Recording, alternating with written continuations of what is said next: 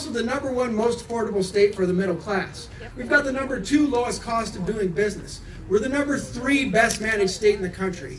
We stand today at 2.8% unemployment, and almost every day, if you go out to the iowajobs.org website, there's between 65,000 and 70,000 jobs available all across our state at all different pay levels in every corner of our state. And one of the things that I want to share with you tonight is, you know what?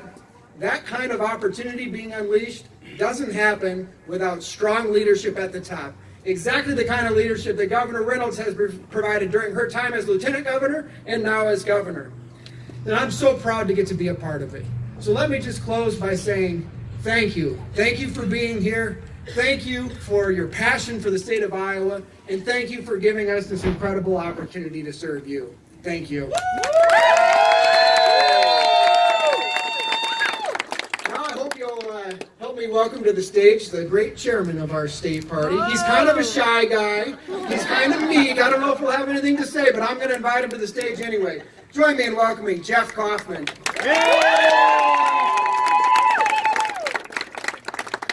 We got a terrific lieutenant governor, or what?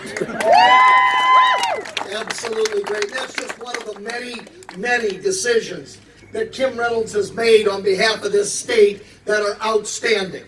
I got to tell you, right before we came up here, I just tweeted back.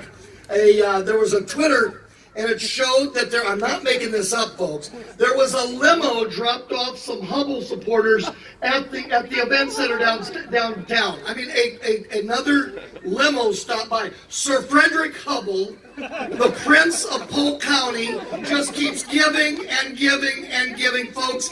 He does not have a clue when it comes to the middle class. Honest to goodness, he really doesn't. We couldn't have asked for a better nominee for the Democratic Party to contrast what Republicans stand for versus what Democrats stand for. We are a bottom-up party. For the third time in a row, the Democrats have allowed a nominee to purchase the nomination. Fred Hubble wrote a check, $3 million, and now he's got, does this sound a little bit like Hillary? Yeah. Does this sound a little bit like Bruce Braley? Yeah. Does this sound a little bit like Jack Hatch? Once again, over and over and over again, we got an extreme left-wing urban Democrat that does not have a clue and has never walked the talk. All Fred Hubble is going to do this entire next few months is look for picture ops. Well, let me tell you something about Kim Reynolds. Kim Reynolds does not have to look for a photo op. Kim Reynolds has lived the photo op in this #1 state. This lady has absolutely done every single thing she has promised. If you get a chance sometime, if you have some folks that you can talk to, because when it's all said and done, Fred Hubble can write his trust fund checks all he wants, but it's going to be up to you folks to talk to your neighbors and friends. And just ask them to look over the Reynolds State of the State address. And I've heard many, many observers of Iowa history say it's one of the best in the history of Iowa governors. And you check off what she has said was going to happen in that last session. Every single solitary thing Kim Reynolds delivered. And that is not an easy thing to do, because Republicans like transparency. Republicans like public debates, and her leadership led us through. And I can tell you, from the perspective of a county supervisor, which is one of the hats I wear, the most vulnerable in this state, their lives are better because of the changes in mental health that Governor Reynolds has pushed through. The tax plan is going to affect every single Iowa middle class citizen. And you can talk, and the Democrats can talk about those worn out talking points over and over and over again, but talk to Iowans. Ask Iowans. Future Ready Iowa, revolutionary idea. It was the brainchild of Kim Reynolds, and she led that through on behalf of our wonderful Republican-led legislature. This lady walks the talk. But most importantly of all about Kim Reynolds, and I can tell you this, I had notes written down, but let me tell you something, I can go on and on and on about Kim Reynolds. I am so proud to have her as our governor. And I can tell you this, if there is one contrast between Kim Reynolds and Fred Hubbell, besides Kim Reynolds walking the talk, besides Kim Reynolds actually doing what she says, as opposed to looking for a photo op and a quick picture, and that is Kim Reynolds' beating heart is the heart of Iowans. Kim Reynolds is Iowa. Kim Reynolds has grown up Iowa, and Kim Reynolds will not change. She doesn't have to worry about talking points because she lives the way that she talks. She governs the way that she lives. And how she does is a #1 governor living in a #1 state. So it is with my deep pride, and I'm ready, and I don't know if it's showing, folks, but I'm ready to roll. Because we need this lady for another 4 years. And let me tell you something, if every single one of you will put the passion into returning Lieutenant Governor and the governor back to that dome over there, that beautiful dome, our house, I can assure you that the same promises and the same heart are going to continue. So with no further ado, with deep pride, I introduce you to Iowa's #1 governor, Kim Reynolds.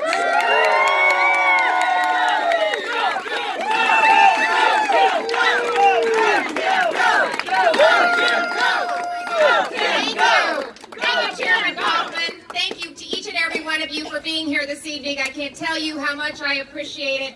Thank you, Jeff, Chairman, for your leadership, your energy, your passion. I was told not to be careful following the chairman because he can get me pretty worked up too. So who doesn't he get worked up? And I just appreciate all the hard work, and I look forward to traveling the state on behalf of Republican candidates up and down the ticket because we're going to have a great victory come November. So thank you for everything that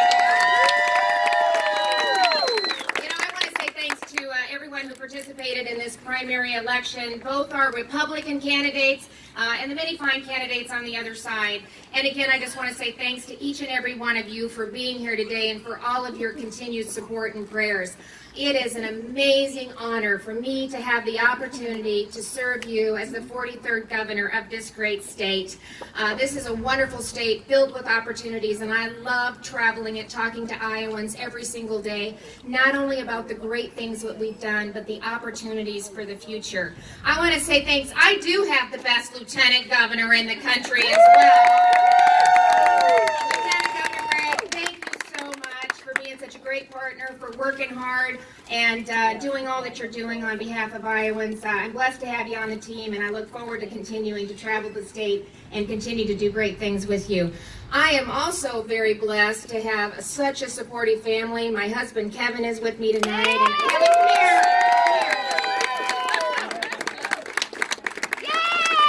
He's that shy horse dude in the background. But let me tell you, there's no way that you do this alone. You don't do it without the support of your husband and your family. So thanks, Kevin, for always being there and for being my rock and keeping me grounded and providing me the support that I need. You know, let's talk about this election. It is going to be an extremely important election. It's going to help. We're going to decide who we are as a people and what kind of an Iowa that we want to pass on to the next generation. Are we still a place where it doesn't matter where you come from, only where you want to go? A place there where life can be centered around faith, family, community. And are we still a place where hard work and big dreams are more important than, well, famous names and big checks? That is the Iowa that I know, and it is a place where dreams can come true. Where a working mom can go back to school and graduate college after just 40 short years after she started. A place of opportunity where a small town working class girl from St. Charles, Iowa, who waited tables and checked groceries at Hy-Vee, can stand before you today as the first female governor of the great state of Iowa.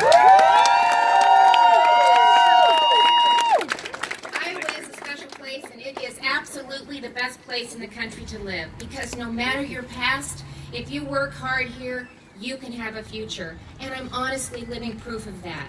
Now, my opponent, he grew up very differently from most of us. Well, I guess he probably grew up very differently from most of us. And that's okay, because we celebrate wealth in this country. And the issue isn't that Fred Hubble has been rich his entire life. It's that he has no idea what it's like not to be. He has no idea what it's like to balance a family checkbook or to make the tough decisions most of us make each and every day when we're trying to make ends meet. And in fact, just last week, Fred admitted that he doesn't think Iowa is the best state in the country to live. Boo! Well, Fred, if you don't think that Iowa is the best place to live, then you absolutely don't know the Iowa that I know. So if you think Iowans want higher taxes and more government, then you don't know Iowa. If you think government knows better than parents how to raise our children, guess what? You don't know Iowa. If you think eliminating rural jobs to increase profits is the right way to lead, then you don't know Iowa. And if you think the governor's office is for sale to the highest bidder, guess what? You don't know Iowans. You don't know Iowa, but I do.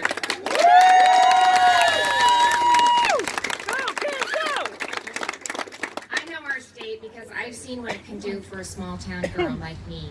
I know our state because I've seen what can happen when you're not afraid to go out there and chase your dream and work hard. My story is the Iowa story. Iowans were so proud, and I've seen it as I've had the opportunity to travel the state, when Iowa was ranked the #1 state in the nation. And they should be proud, because guess what? It's not about me, it's not about Fred, it's about the people of Iowa. It's about our work ethic, it's about our values, and it's about Iowans who are making a difference in communities all across the state. So when he doesn't say Iowa is the best place to live, well, guess what? I think Iowans are making Iowa the best place to live, and they should stand up and celebrate it, and we are every single day. The other thing I love about Iowa and Iowans, we are never satisfied with the status quo. We know that we got to keep working hard every single day to continue to make Iowa the best place to live. And in fact, we got a lot to be proud of, but we've got a lot of work to do, and I am just getting started. As you heard Chairman Kaufman talk about, and Lieutenant Governor Gregg, we had an unbelievable legislative session. Promises made, promises kept. Jobs, training, and opportunities for Iowans. We're reducing taxes for hardworking families. And guess what? Those aren't crumbs. I know how hard it is to make ends meet, and Iowans know how hard it is to make ends meet, and they appreciate every extra dollar in the paycheck. We passed affordable health care to help farm families and to help working Iowans that didn't qualify for the subsidies.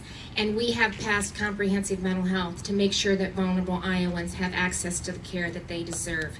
And we're going to keep working because we're not done yet. If you love Iowa and you want to do even more to make our state the best place to live, a place where hard work can make anything possible, then I need you. I need your vote and I need your help. I need your support, and I need you to talk to your family, your friends, and your neighbors. Let's together make Iowa a state where opportunities are endless. Let's work together, Republicans, Independents, and Democrats. Whether you live on a farm, in a small town, or in one of our growing cities, let's come together to celebrate Iowa, to lift up our state, and to build a better Iowa where we're unleashing opportunities in every single corner of this state. God bless you. God bless this great state.